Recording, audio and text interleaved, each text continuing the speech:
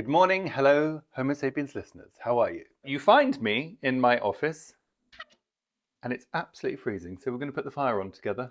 I'm recording this on Monday and it's going out on a Tuesday, but it's Monday morning for me. I'm ready and armed with my firelighters, got some kindling on the go. Sorry, I realise this isn't desperately fun for audio-only listeners. I could do a good description.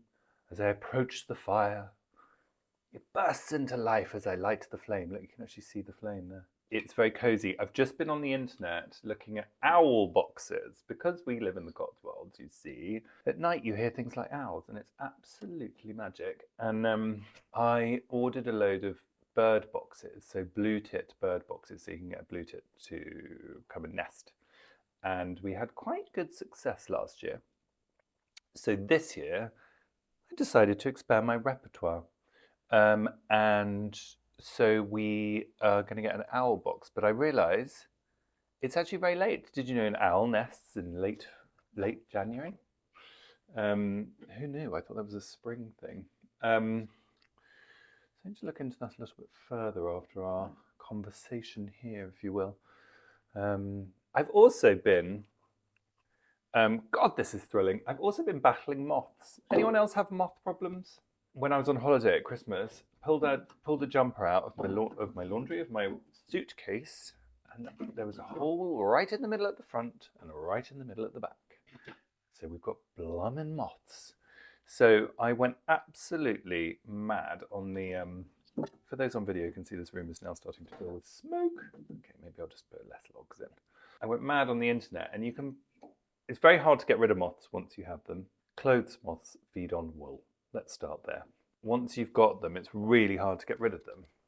However, there is these things called microgramma. They're called like microgramma wasps, right? And they're microscopic wasps, and you put them in little sachets around the house, and they are microscopic, but they are still wasps apparently, and they find moth eggs and lay their own eggs in them in a kind of host horror movie style.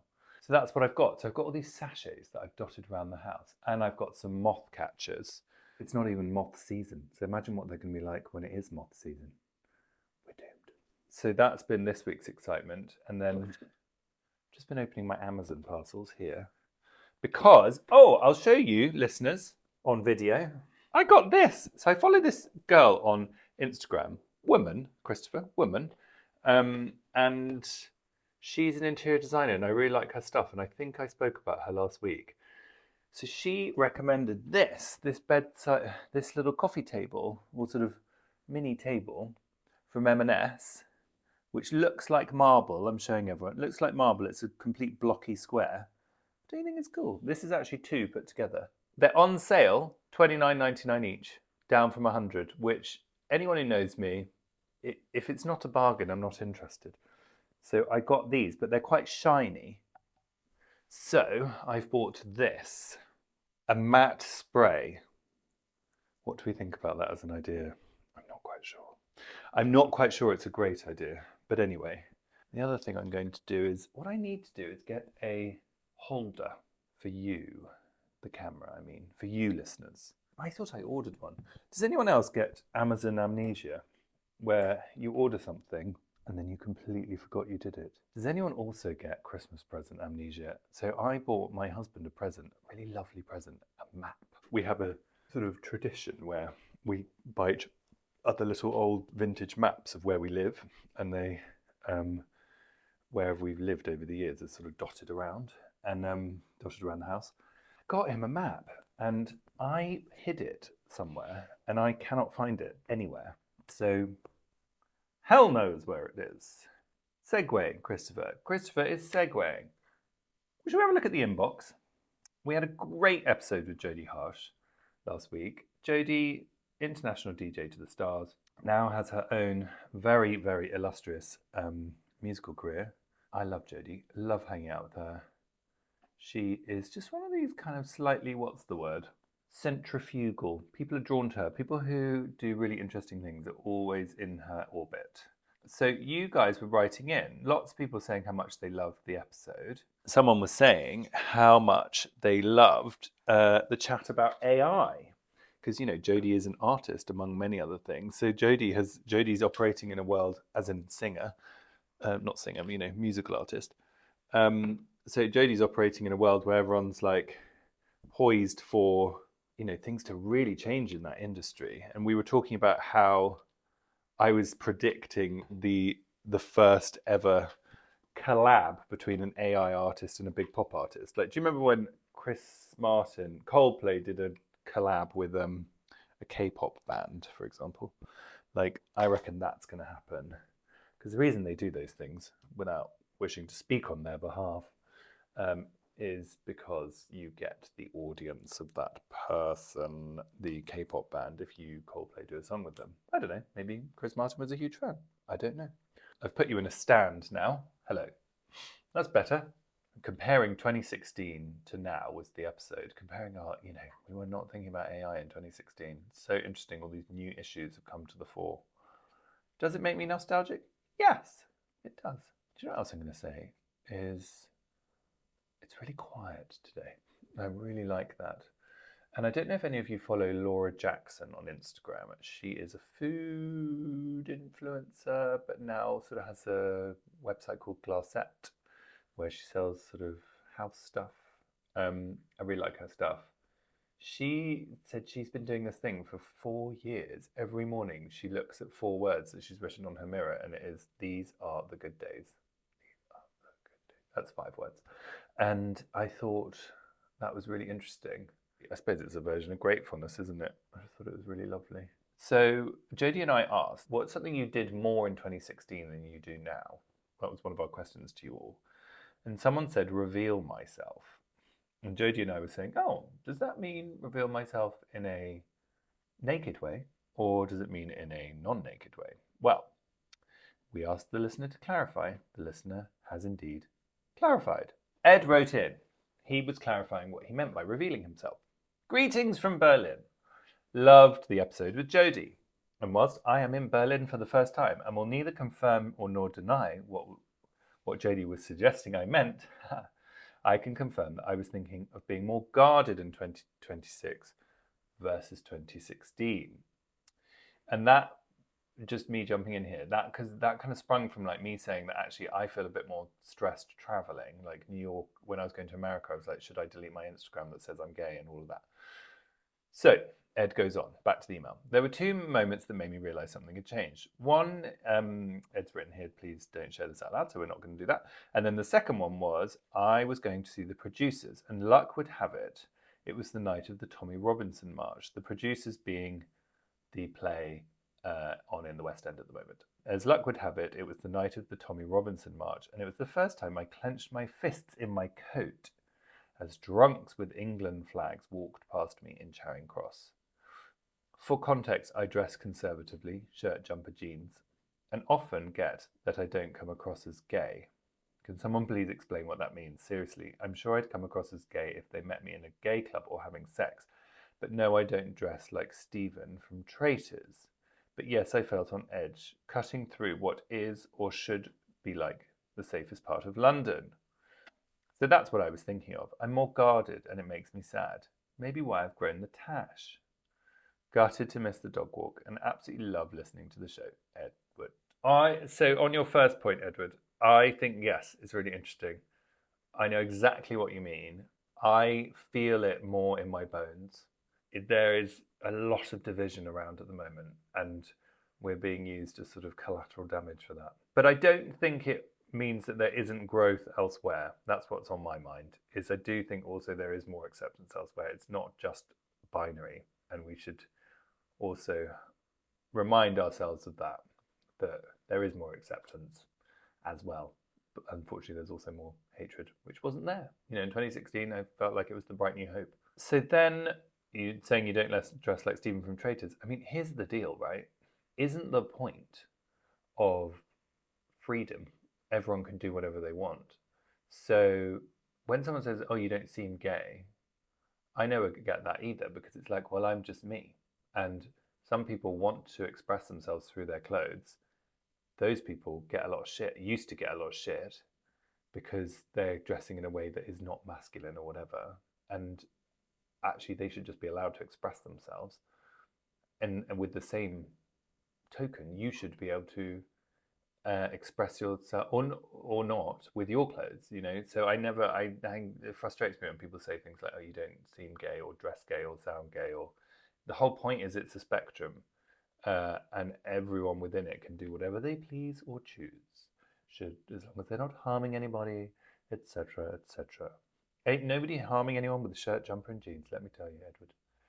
It's a classic combo. I wear it a lot myself. I tend to talk to you guys on video on a Monday when I'm going to the gym, so I don't always look like I've just rolled out of bed. I promise. Sorry, I want to say one more thing about this, Edward, because it springs to my mind. Sometimes people make out like dressing a bit more trad is heteronormative, and I've had this leveled at me. And I'm like, I don't know if that's true, actually. I just quite like playing around with those things, and that's the thing I like. I like playing around with those kind of classic male shapes and stuff. Like I think that's wonderful, and that doesn't mean that I'm ashamed of being gay and I really wish I could be wearing a leotard, because also I used to dress as a girl the whole time as a kid. I was obsessed, and I sort of thought I would forever, but I didn't. It sort of, I don't know, I think maybe I just had my moment. I now, yeah, I really enjoy like men's tailoring, and I think that's really interesting. And there's a detail, sort of my gayness comes through detail and design. I love all of that.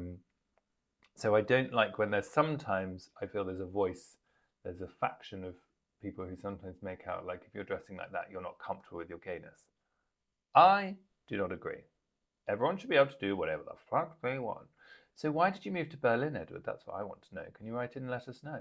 Have you been to Berghain? The question on everyone's lips. Or mine. You also mentioned the dog walk.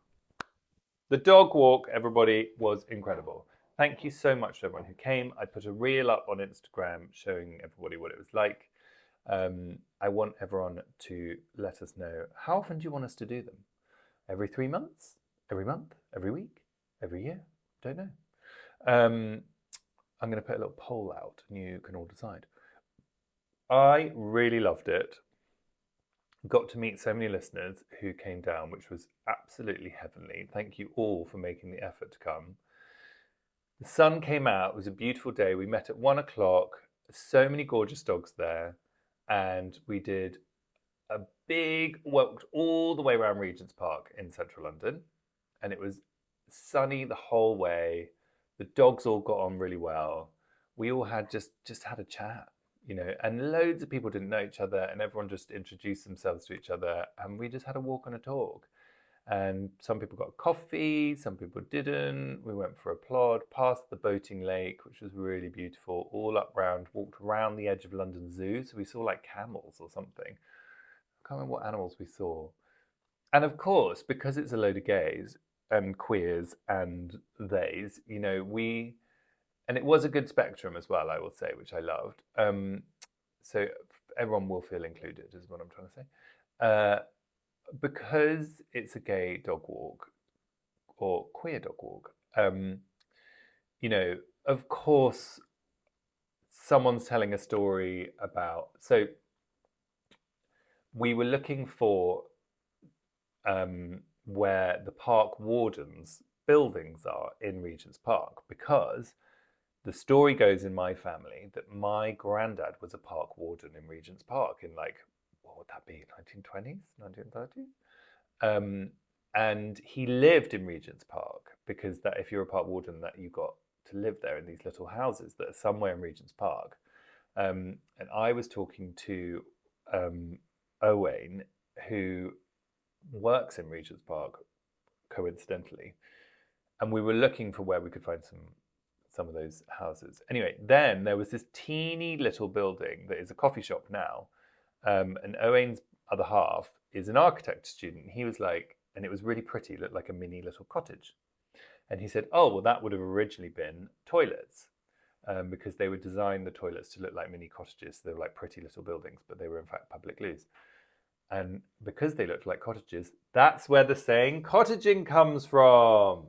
Can you believe it? Then randomly ran into Tom Stewart, a friend of mine, who is an actor and a director. Tom made I think it was Oscar-nominated short film starring Ben Whishaw called Good Boy. Tom was only with Siobhan McSweeney from Traitors, from Derry Girls. So it was a bumper day, is all I'll say. So we're going to do more. Everyone really enjoyed it. Would love you all to join. I'll put some polls out on socials and we'll take it from there, shall we? And there's reels and photos on the Homo Sapiens Instagram. So that leaves me, because we've got to wrap up. We've got to go to the gym. Thank you, everyone who came to the dog walk. Everyone who wants to come to the next one, please write in. This week, who have we got this week? Oh my God, it's me and Dr. Ranj doing Heated Rivalry Deep Dive. So that's really fun. That's on Thursday.